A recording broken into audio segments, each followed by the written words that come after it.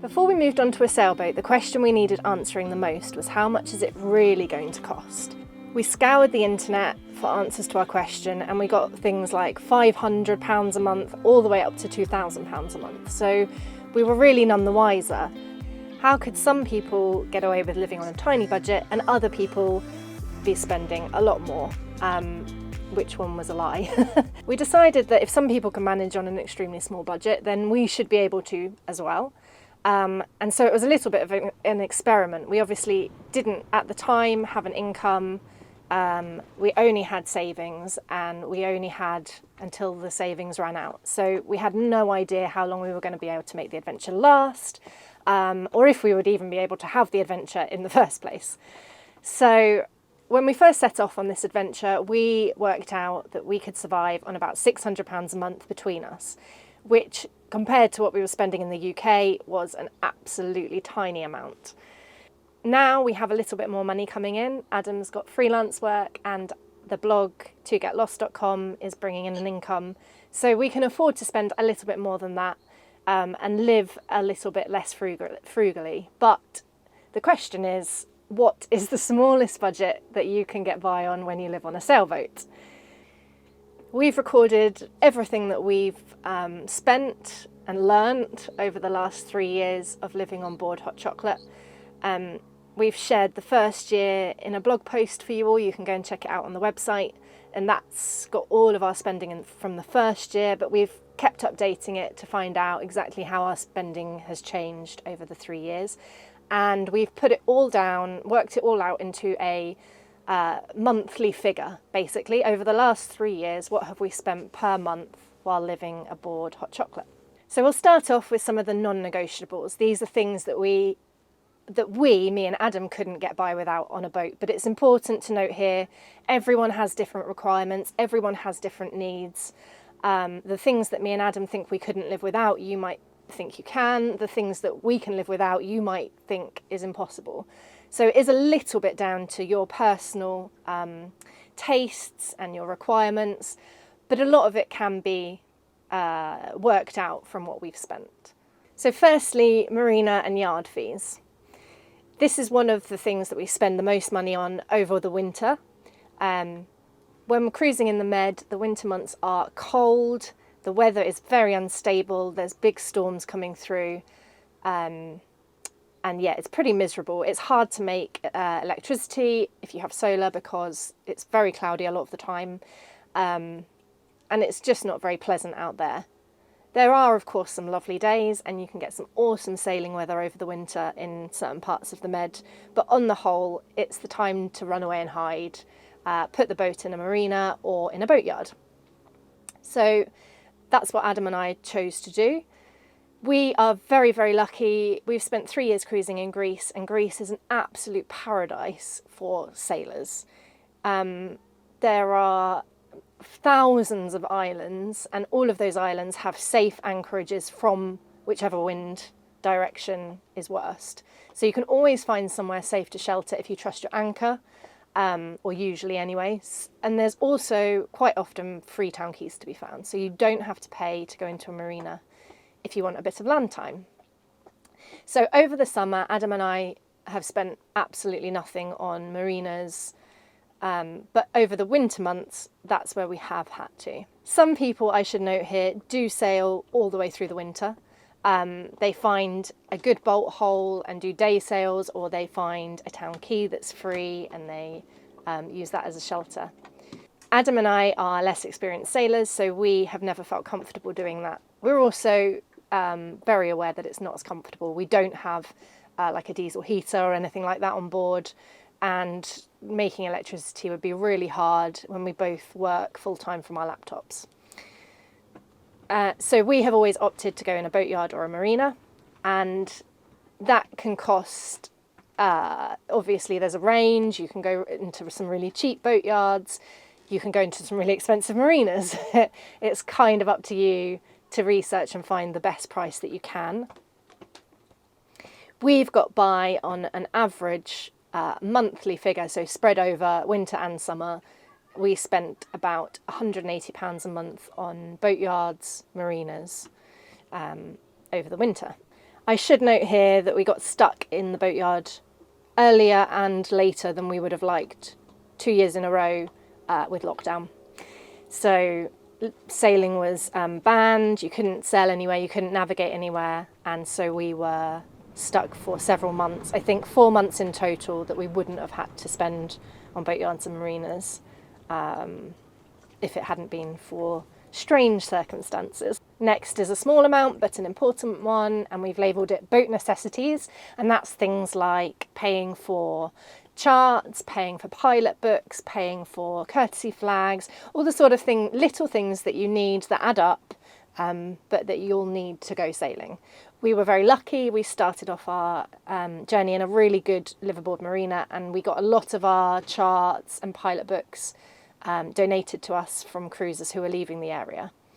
So that was super helpful, and that saved us a whole lot of money. But we have had to pay for things like our Navionics subscription, and a few pilot books and a few charts. And we paid for a couple of courtesy flags at the beginning, but obviously they rip quite easily. So we've ended up making our own, which is very easy, just sewing our own courtesy flags out of material. So our grand total on boat necessities per month over 3 years has only been £2.63. How much do we spend on fuel? We need several different types of fuel on the sailboat. We need diesel for our main engine, and we need petrol for our outboard and our generator, and we need gas to cook with. I've also included water and electricity in the fuel section. When you're sailing in the Med in particular, the winds are pretty unreliable and they're known to be quite badly forecast. We would quite often set out on a 6-hour sail thinking that we would sail pretty much the whole way, and we've ended up motoring the whole way. If you were super strict, you could definitely sail more than we have. You could leave an anchorage, and when you find out there's no wind, you could just go back and wait for the wind. But you would end up probably being stuck in the same place for a long, long time, just waiting for the right wind. But that is an area you could save money on. Gas, we found that we fill up our gas about every 2 weeks, and it's roughly £7 to £8 a refill. So that's without using the barbecue too much. And we've also got now the materials to make a solar oven, which we're quite excited about starting. Hopefully we'll be able to cut down a little bit on our gas expenses there.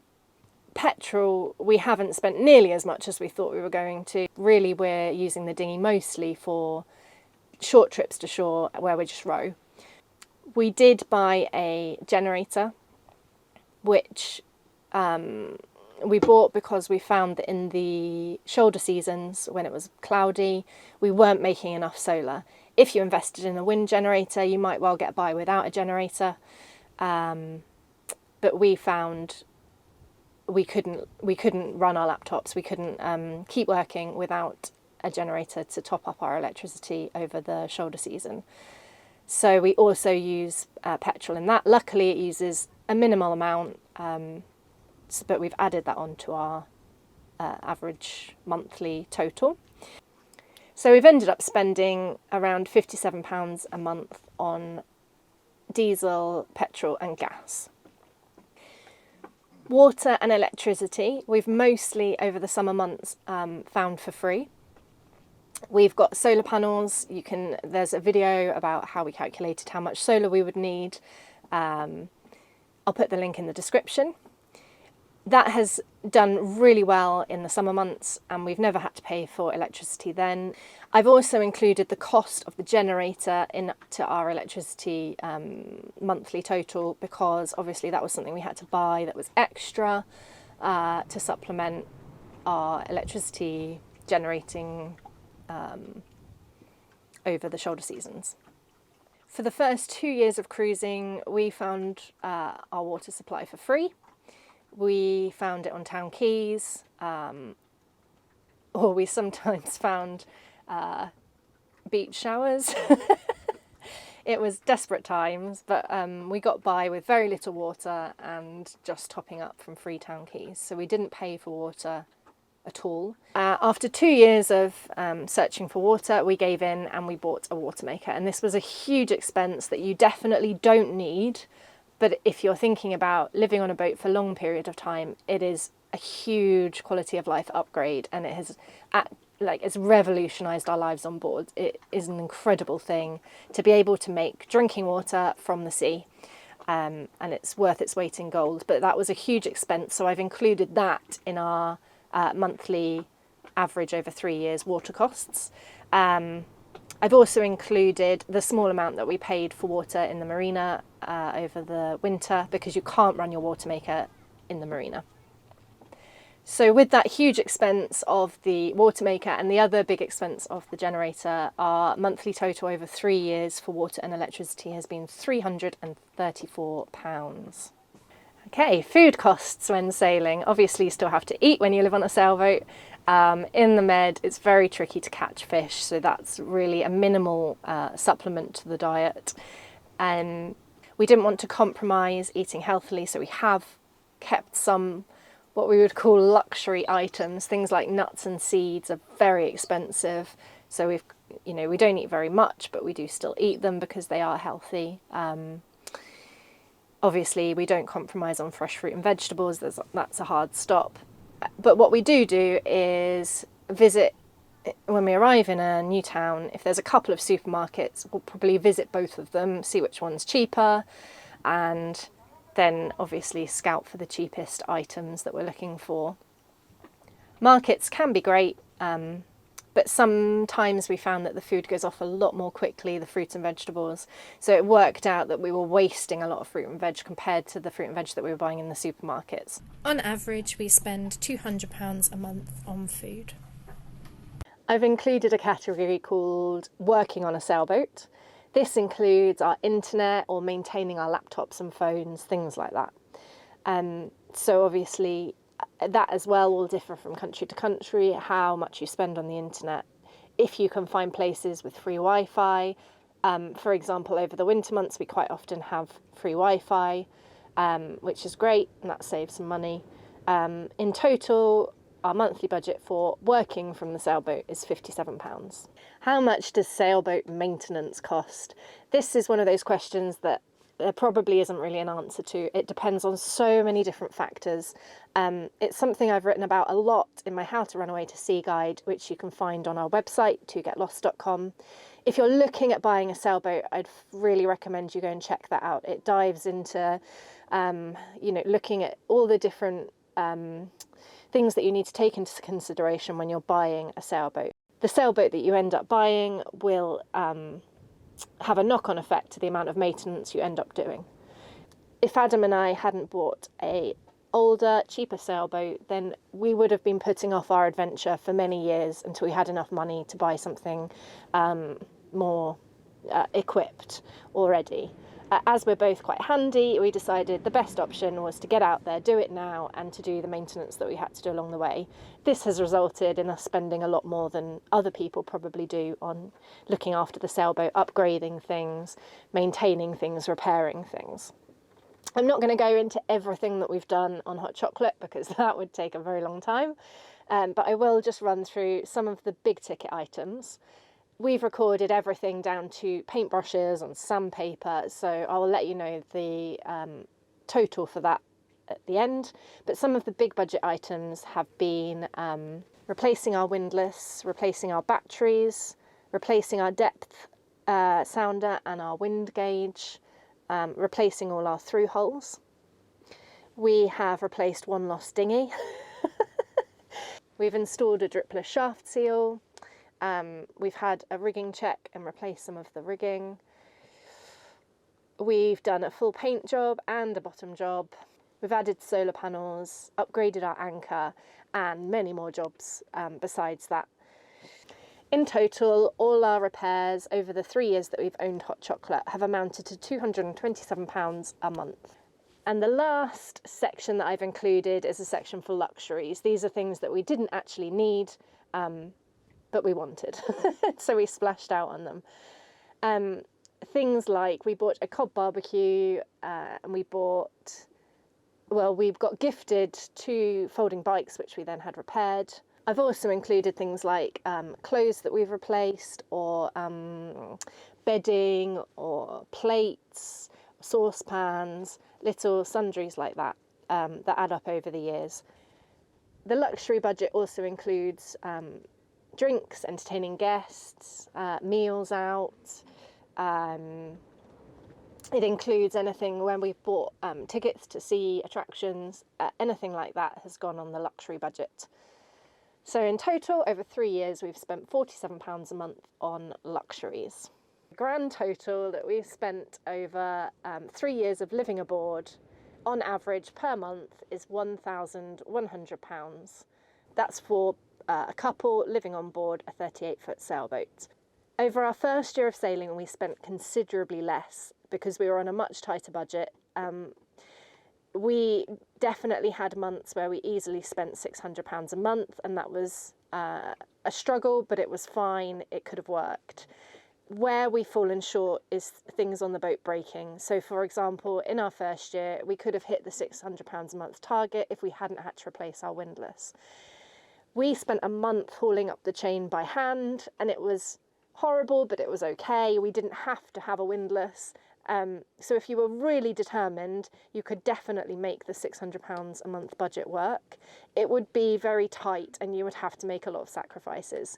Consider things like, what would you do if your engine broke, or if you needed to replace a sail? Things like that can happen without warning. You couldn't possibly predict them. So you just need to be prepared and have a little bit of money stashed away for a worst case scenario. But you can survive on £600 a month living on a sailboat. I would say a much more reasonable budget for a couple living on board an older sailboat is about £1,000 a month in the Med. If you're planning your adventure and you're in those early stages, then do go and check out our website, where we've got so many tips on this cruising lifestyle. We've got diary entries detailing some of the mishaps and some of the exciting adventures that we've had on board to help inspire you.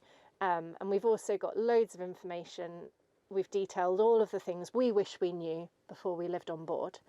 If you're really serious about this sailing lifestyle, then do go and check out our website, togetlost.com, where we've got a guidebook, How to Run Away to Sea. It takes you all the way from planning, from the very initial stages, through to finding your dream sailboat, tick lists with things like inventories, what you should be looking for on your new sailboat, whether to buy an old sailboat or whether to buy something newer, whether to buy a catamaran. All of those sorts of questions are answered. And then it takes you through to making this lifestyle work.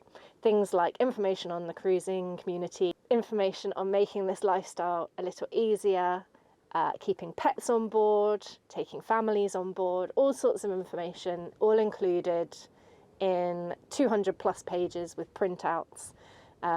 It's basically everything we wanted to know before we moved on board, all answered for you in that guidebook. So do go and check it out and let me know what you think. Thanks so much for watching. We really, really hope we've helped you with your next stages of planning this adventure. We hope that this has been useful and that you've got some of the answers you were looking for. If you enjoyed this video, please do hit the like and subscribe button. And we'd love to hear from you in the comments below. Thanks for watching.